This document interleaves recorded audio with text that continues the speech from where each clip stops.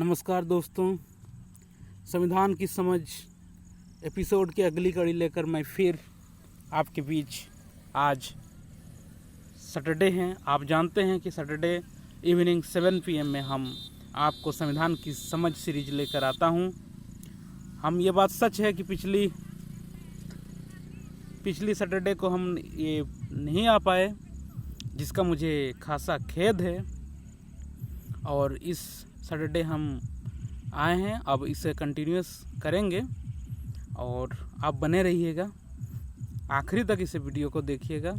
संविधान की समझ की हम लोग जो कड़ी में फंडामेंटल राइट्स के जो चैप्टर को हमने शुरू किया है, उसमें राइट्स टू इक्वलिटी यानी 14 to 18 आर्टिकल कंप्लीट हो गया है। अब है राइट टू फ्रीडम की बारी, यानी स्वतंत्रता का अधिकार। आज आप इसके हेडिंग में भी देख सकते हैं कि स्वतंत्रता का अधिकार हमारा मुख्य बिंदु है, मुख्य सेंटर ऑफ डिस्कशन है। यही हमारे चर्चा का मुख्य बिंदु होगा। दोस्तों, कभी आपको यदि ये इतिहास, आप यदि मॉडर्न हिस्ट्री से परिचित हैं, तो आप ये बात जानते होंगे कि हमने जो 200 वर्षों की लड़ाई लड़ी है, वो 200 वर्ष की लड़ाई सिर्फ और सिर्फ इसीलिए है कि हम आज़ादी इंजॉय कर पाएँ। हम अपने पूर्वजों को यदि याद करेंगे तो समझेंगे कि उन्होंने सिर्फ और सिर्फ आज़ादी के लिए ही लड़ाई लड़ी है। अंग्रेज़ों से आज़ादी की लड़ाई हम लोग 200 वर्षों तक, लगभग 1757 के उस प्लासी के युद्ध से लेकर 1857 का वो महान क्रांति, स्वतंत्रता संग्राम और आगे आके 1947 में आज़ादी, यानी लगभग 200 सालों तक हमने निरंतर अंग्रेज़ों के विरुद्ध, अंग्रेज़ों के जुल्मों के विरुद्ध, अंग्रेज़ों के उपनिवेशवादी शोषणकारी नीतियों के विरुद्ध लड़ाई लड़ी है, सिर्फ और सिर्फ इस आज़ादी के लिए। और ये संविधान, हमारे जो संविधान निर्माता थे, संविधान सभा के जो वो 289 सदस्य जिन्होंने ये हस्ताक्षर की थी, वो इस बात को भली भांति जानते थे कि इंडिया सिर्फ लड़ता है तो आज़ादी के लिए और मरता है तब भी आज़ादी के लिए। और किसी भी व्यक्तित्व को, जैसे कहा ना कि जितने भी उदारवादी चिंतक रहे हैं, चाहे वो हॉब्स हों, चाहे वो ग्रीन हो, चाहे वो मिल हो, सारों जितने भी ये सभी थिंकर्स हैं, फिलोसोफर हैं, इन्होंने पर्सनल लिबर्टी, व्यक्तिगत स्वतंत्रता, व्यक्तिगत आज़ादी को ही मुख्य बिंदु रखा है। उसे व्यक्ति का जन्मसिद्ध अधिकार होना चाहिए, ये सभी थिंकर्स का मानना है। तो कोई आपको पूछे कि आज़ादी क्या है, तो सबसे पहले यही बात हम लोग समझेंगे कि आज़ादी क्या है। आज़ादी क्या है? किसी भी व्यक्ति के व्यक्तित्व विकास के लिए, किसी भी व्यक्ति के व्यक्तित्व विकास के लिए आवश्यक चुनाव तथा विकल्प की स्वतंत्रता ही उसकी आज़ादी है।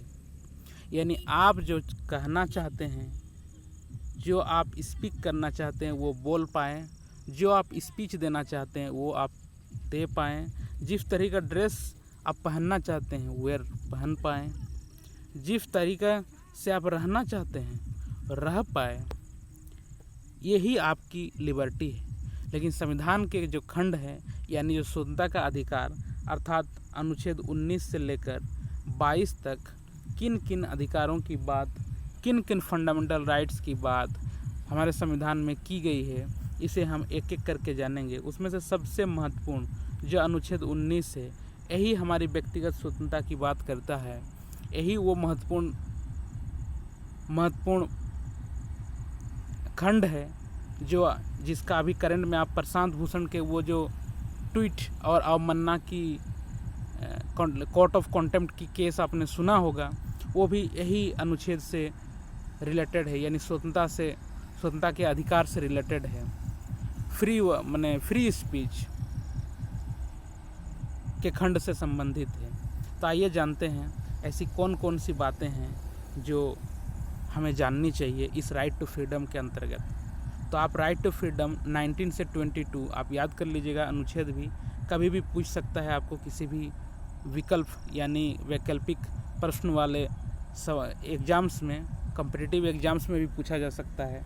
चाहे आप एसएससी की तैयारी कर रहे हों, सीजीएल की, अथवा जेपीएससी की, बीपीएससी की, आरएएस यानी राजस्थान एडमिनिस्ट्रेशन सर्विस की, चाहे Madhya Pradesh public service commission की, या यूपी पीसीएस की, और यूपीएससी के लिए तो ये है ही। तो ये महत्वपूर्ण खंड है। चलिए, सबसे पहले फंडामेंटल राइट्स में राइट टू फ्रीडम यानी आर्टिकल 19 की जो बात कही गई है, इसमें क्या बात ऐसी लिखी गई है? All citizen shall have the rights, सभी जितने भी भारत के नागरिक हैं उसे ये इंश्योर किया जाएगा, ये सुनिश्चित किया जाएगा कि to freedom of speech and expression, यानी उसे अपने अभिव्यक्ति की आज़ादी हो, यानी राइट टू फ्री स्पीच की आज़ादी हो।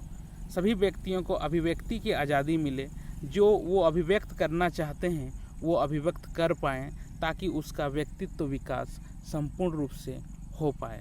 यही हमारे आर्टिकल 19(1) का 1A का बात है। इसमें ABCD करके लगभग छः बातें लिखी गई है, हम लोग एक एक करके जानेंगे। तो आर्टिकल 19(1A) में है कि फ्रीडम ऑफ स्पीच, ये बहुत महत्वपूर्ण खंड है। आप मत सोचिए कि खाली मैं कुछ बोल पा रहा हूँ यही मेरा राइट टू स्पीच है। नहीं, आप right to speech and expression का कहने मतलब आप बोल कर, अथवा लिख कर, अथवा एक्सप्रेस कर कर, आप नाच कर, गा कर, कोई साहित्य से, कला से, फिल्मों से, प्रिंट मीडिया से, किसी भी तरीक़े से वो आपको राइट टू फ्री स्पीच के अंतर्गत आएगा। यानी इसमें प्रेस की स्वतंत्रता भी आर्टिकल 19(1A) के तहत आएगी। तो आप ये महत्वपूर्ण खंड आप समझ पा रहे हैं। इससे रिलेटेड कई सारे हमारे संवैधानिक संकट आए, हमारे सुप्रीम कोर्ट के समक्ष कई सारे रिट पिटीशन आए। तो कौन कौन से वो कानून आए थे उसका भी मैं जिक्र करूँगा, परंतु अभी पहले हम लोग एक एक करके देख लेते हैं। फिर फ्रीडम ऑफ स्पीच के समझ कौन कौन से करंट इशूज आए, कौन कौन सी घटनाएं हुई, इन बातों को भी ध्यान रखेंगे। तो आगे बढ़ते हैं आर्टिकल 19(1B), अर्थात आर्टिकल 19(1B) में to assemble peacefully without arms, यानी आप हथियारों के बिना, यानी हथियार नहीं बल्कि आप शांतिपूर्ण सम्मेलन करने का आपको अधिकार मिलेगा। यानी इस देश का आप नागरिक हैं तो आपको कहीं भी आप शांतिपूर्ण होना चाहिए, सम्मेलन करने का आपको अधिकार मिलेगा। शांतिपूर्ण सम्मेलन का अधिकार, यानी आप कोई सम्मेलन कर रहे हैं, कोई आप जमा करके व्यक्तियों को आप वहाँ पर एक सम्मेलन जैसा, संगठन जैसा कर रहे हैं, तो आपको ये अधिकार होगा, परंतु उसमें कोई हिंसा नहीं होनी चाहिए, उसमें कोई हिंसात्मक गतिविधियां नहीं होनी चाहिए। ये इस बात को सुनिश्चित कर रखें आप। अब अगला खंड में क्या है, आर्टिकल 19(1C) में टू फॉर्म एसोसिएशन, ध्यान दीजिए, एसोसिएशन और यूनियन, यानी आपको संगठन ऑर्गेनाइज करने का आपके पास अधिकार होगा। यानी और कोऑपरेटिव सोसाइटी, जैसे आप क्या क्या कर सकते हो, कोई पॉलिटिकल पार्टी बना सकते हैं, कोई संगठन NGO बना सकते, नॉन गवर्नमेंट ऑर्गेनाइजेशन बना सकते हैं, आप कोई स्वयं सहायता समूह बना सकते हैं, और भी कई सारे जो जनसेवक कार्य हैं वो सभी आप इस आर्टिकल 19(1C) के अंतर्गत टू फॉर्म एसोसिएशन और यूनियन और कोऑपरेटिव सोसाइटीज़ के अंतर्गत आप कर सकते हैं। इसकी बात की आपको आज़ादी होगी। आर्टिकल 19(1D), इसमें क्या बात लिखी गई है, यानी to move freely throughout the territory of India, अर्थात आप इस देश के नागरिक हैं तो इस इंडिया यानी भारत नाम के राज्य क्षेत्र, चाहे वो यूटी हो चाहे वो स्टेट्स हो, कहीं भी आप भ्रमण कर सकते हैं, विचरण कर सकते हैं, मूव कर सकते हैं। ये आपका संवैधानिक अधिकार है, ये आपका मूल अधिकार है, ये फंडामेंटल राइट्स है। अर्थात इसमें आप क्या कैसे याद रखेंगे, जैसे article 19(1)A, B, C, D, E तक कैसे याद रखेंगे। मैं ऐसा सोचिए, याद रखने का मैं आपको एक एक्रीनोम बताऊंगा इसके अंत में, कैसे इसको याद रखा जाएगा। तो आर्टिकल अलग जाते हैं आर्टिकल 19(1)E) में। उसके बाद क्या है कि to reside and settle in any part of Indian territory. Yes, आप इस इंडियन टेरिटरी में, जो इंडिया है उस इंडियन टेरिटरी में आप कहीं भी रिसाइड कर सकते हैं, सेटल हो सकते हैं, कहीं भी आपको बस जाने का अधिकार मिलेगा। आप कहीं भी गए, रोजगार किए, वहाँ बस गए, वहीं रह के आप रह जाना चाहते हैं, हाँ नियम कानून के तहत। अब नहीं कि किसी दूसरे के घर में जाके बोले कि मैं तो आज से यहीं रहूँगा ऐसा नहीं चलेगा। आपको उसके नियम कानून के तहत, आपने कहीं ज़मीन खरीदी हो, आपको कोई अलॉट हुआ हो, कोई सरकारी घर आवंटित हुआ हो, आपको बंगला मिलेगा ना जब आप IAS बन जाएंगे, तो वहाँ अलॉट हुआ हो, तो वो आपको रिसाइड करने का ये आपका फंडामेंटल राइट्स होगा, कोई आपको रोकेगा टोकेगा नहीं। और आर्टिकल 19(1)(f) आप सोच, यहाँ डिलीटेड लिखा हुआ है, इसका क्या अर्थ है? आपको देखिए, शुरू में जब था आर्टिकल, हमारे जो संविधान सभा बनी थी और 1947 से लगभग 1952-53 तक ये बात यहाँ लिखी गई थी कि सबको संपत्ति का अधिकार भी होगा। यानी आर्टिकल 19(1)(d) में क्या था? राइट टू प्रॉपर्टी, यानी संपत्ति का अधिकार सभी को दिया गया था। तो संपत्ति का अधिकार, अभी उसको एक केस आया, वो केस था उसका, केरल के ही कोई थे, मेरी जस्ट अभी उसका नाम स्लिप कर गया, तो मैं उसके अगले खंड में वो कौन सा केस था मैं वो केस आपको बता दूंगा। तो वो संपत्ति का अधिकार को मूल अधिकार नहीं माना गया। हाँ, एक लिमिट तक आप संपत्ति अपने नाम से रख सकते हैं, लेकिन आपको जितने भी संपत्ति उसको नहीं रख सकते हैं, क्योंकि इसे भूमि अधिग्रहण बिल के अंतर्गत इसे ख़त्म कर दिया गया। और लैंड एक्विजिशन, जिसमें बोलते थे ना कि सामाजिक न्याय की बात आई कि कोई ज़मींदार ही सारा खेत और सारे ज़मीन एक ही अपने यहाँ अंडर करके रखता था, तो ये गलत बात था। सभी को ज़मीन आवंटित नहीं होती थी किसानों को, तो ये सभी को भू आंदोलन चलाया गया ज़मीन आवंटित करने के लिए। आप JP के नेतृत्व में भू आंदोलन की बात आपने सुनी होगी, तो वो आर्टिकल 19(1) का ही कमाल था कि वो हो पाया। अब आर्टिकल 19(1)(g), यानी इस आर्टिकल 19 का ये आखिरी, इसके आगे भी है, आर्टिकल 19(2) से 7 तक इसके रेस्ट्रिक्शन दिए गए हैं। तो आर्टिकल 19(1)(g) यानी टू प्रैक्टिस एनी प्रोफेशन, यानी आप कोई भी प्रोफेशन, आप पेशा अपना सकते हैं। और to carry on any occupation, आप कोई व्यवसाय कर सकते हैं कहीं भी इस देश की टेरिटरी में। कोई भी आप ट्रेड, यानी कोई बिजनेस, कोई ट्रेड, व्यापार, बिजनेस, वाणिज्य कर सकते हैं। यानी आपको प्रोफेशन, पेशा, ऑक्यूपेशन, व्यवसाय, ट्रेड, व्यापार और बिजनेस, वाणिज्य आप इस देश की कर सकते हैं। माफ़ कीजिएगा, इधर थोड़ा बहुत सारे गाड़ी और ये सब चल रहे हैं, तो आवाज़ आपको आ रही होगी, तो उसका मुझे खेद है। तो ये इतनी बात आपको लिखी गई है। अब मैं आपको बताने वाला था कि इसको आप याद कैसे रखेंगे। देखिए, आप कैसे याद रखेंगे, मैं उसको आपको यहाँ तरीका एक बताता हूँ। ऐसा सोचिए, आर्टिकल 19(1) से A तक आपको याद रखना है। तो आप ऐसा सोचिए कि आप अकेले बोलिए, कोई रोकेगा नहीं, तो आपको राइट टू फ्री स्पीच का अधिकार है।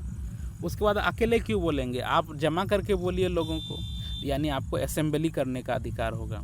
आप खाली जमा ही क्यों करेंगे? आप लोगों को जमा करके संगठित कीजिए, तो आपको संगठन बनाने का अधिकार होगा। Right to association and union C में आप खाली संगठन बनाएंगे, आप संगठन बना के मूव करिए, तो आपको मूव करने का भी अधिकार होगा। उसके बाद आप खाली मूव करेंगे, यहाँ वहाँ खाली आप मूव करेंगे, खाली मूव ही क्यों करिएगा? वहाँ जाके कुछ कमाइएगा भी तो वहाँ पर आपको, वहाँ मूव क्यों करिएगा? वहाँ जाकर रह सकते हैं, तो वहाँ बस जाने का अधिकार है, वहाँ आपको बस जाने का अधिकार है। F में ये बात डिलीटेड है, ये इसको संपत्ति का अधिकार, इसे याद रखना होगा। और जो G में, आप खाली वहाँ जाके मूव करके बस जाइएगा तो खाइएगा क्या? उसको रोजगार भी तो करना पड़ेगा ना। यानी आपको व्यवसाय, right to occupation, right to profession और राइट टू आपको बिजनेस और ट्रेड का अधिकार होगा।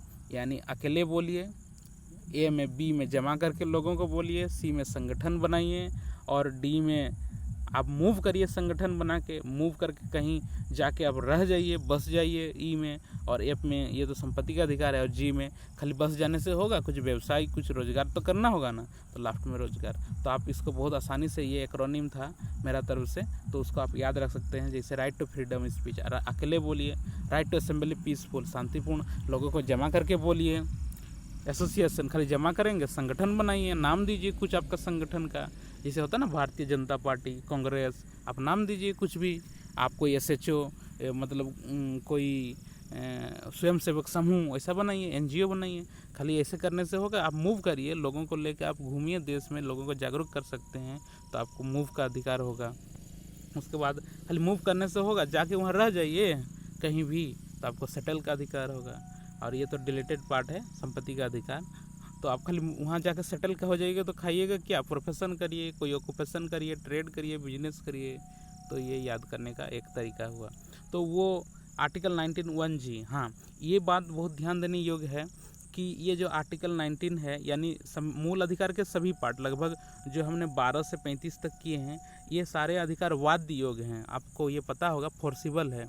यानी वाद्य योग्य कहने का मतलब इसे सुप्रीम कोर्ट से आर्टिकल 32 का मदद से रिट पिटिशन डाल सकते हैं। आपको आर्टिकल 32 याद है ना, हिबस कर्पस, क्वो वारंटो, है ना, ये सब याद होगा। सर्टियोरारी, प्रोहिबिशन, आपको याद होगा संवैधानिक उपचारों का अधिकार। उसी के तहत हम लोग जाकर न्यायालय से अपना अधिकार मंगवा सकते हैं, अपना राइट्स लागू करवा सकते हैं। लेकिन ये बहुत ध्यान देने योग्य बात है कि आर्टिकल 19 के सारे बात यानी आर्टिकल 19(1) के सारे जो अधिकार हैं, इतने महत्वपूर्ण अधिकार, ये निरपेक्ष नहीं है यानी अब्सोल्यूट नहीं है। The rights given by the constitution on under the article 19 are not only the absolute rights, there are some restriction and limitation। यानी आर्टिकल 19(2) से लेकर 7 तक लिमिटेशंस की बात की गई है। जैसे आप फ्री स्पीच मतलब हेट स्पीच नहीं कर सकते हैं, आप फ्री स्पीच में कोर्ट की अवमानना नहीं कर सकते हैं, ऐसा काम नहीं कर सकते कि लोगों को दुख पहुँचे, उससे कुछ हानि पहुँचे। ऐसे होता ना कि आप संगठन बनाइएगा तो आतंकवादी संगठन नहीं ना बनाइएगा, तो आतंकवादी संगठन आपको नहीं बना सकते हैं। तो ऐसे ही आपको आर्टिकल 2 से 7 तक आपको रेस्ट्रिक्शन दिया गया है। इसलिए जब भी बात होती है कि मेरा बोलने का अधिकार है, तो बोलना उतना तक ही है जितना तक लोगों को दुख ना पहुँचे, तो लोगों को जितना तक लोगों को जब तक किसी आपकी वजह से कोई हानि ना हो, तब तक आपके फ्री स्पीच का प्रोटेक्शन सुप्रीम कोर्ट द्वारा, न्यायालय द्वारा किया जाएगा, आपको सहा जाएगा। तो ये महत्वपूर्ण बात थी आर्टिकल 19 की जो मैं आपके समक्ष लेकर आया हूँ। इससे रिलेटेड मैं अलग अलग महत्वपूर्ण इसके केसेस भी लेकर आऊँगा, कैसे मेनका गांधी वाद, गोपालन AK गोपालन वाद, ADM जबलपुर वाद, ये सब बहुत महत्वपूर्ण घटनाएं हमारे भारतीय राजनीतिक इतिहास में घटी हैं जो वाकई बहुत रिमार्केबल हैं। तो उन सारी बातों को मैं लेकर आऊँगा। जो आर्टिकल 21 जब जीवन का अधिकार की बात होगी, आर्टिकल 21 में जीवन का अधिकार है, तो उसमें जब वो बात होगी तो सारे केसेस को मैं एक ही साथ लेके आऊँगा। जितने भी सुप्रीम कोर्ट के केसेस आएंगे, महत्वपूर्ण केसेस यानी हैं तो कई हज़ारों लाखों हो सकते हैं, उतना नहीं, जो हमारे मतलब UPSC के लिए जितना ज़रूरी है और जितना संविधान को समझने और सीखने के लिए आवश्यक है, उतना मैं ज़रूर लेकर आऊँगा आपके समक्ष। आप ऐसे ही बने रहिएगा। और हम शनिवार को शाम को 7 बजे मिलते हैं, ये बात आप लोगों को पता है। तो थोड़ी व्यवस्था के कारण मैं कभी कभी ऐसा हो जाता हूँ कि शनिवार की जगह सैटरडे अपलोड कर दूँ या शनिवार की जगह फ्राइडे अपलोड कर दूँ, लेकिन मैं कोशिश करूँगा कि सैटरडे को ही शाम को 7 बजे तक आपको वीडियो उपलब्ध हो जाए। तो आप ऐसे ही बने रहिएगा और लाइक एंड रिकमेंड करते रहिए, और मैं आपको ऐसे ही दिखाते रहूँगा। So thank you friends, thank you so much. And next class we will discuss about the article 20, बहुत महत्वपूर्ण, 20, 21, 22, 23 बहुत महत्वपूर्ण, हालांकि थोड़ा छोटा है, लेकिन सबसे महत्वपूर्ण देखिए आर्टिकल 19 से 22 ही सबसे महत्वपूर्ण अधिकार, स्वतंत्रता का अधिकार की बात है ना, आज़ादी की बात है। तो यही सबसे महत्वपूर्ण खंड है जिसे जो हमें दी गई है। तो इन सारी बातों को लेकर मैं आपको चर्चा करूँगा, लेकिन नेक्स्ट अगले एपिसोड में। तब तक के लिए आपको नमस्कार, आपका शुभ हो, आपका दिन शुभ हो, आप सफल हों। धन्यवाद।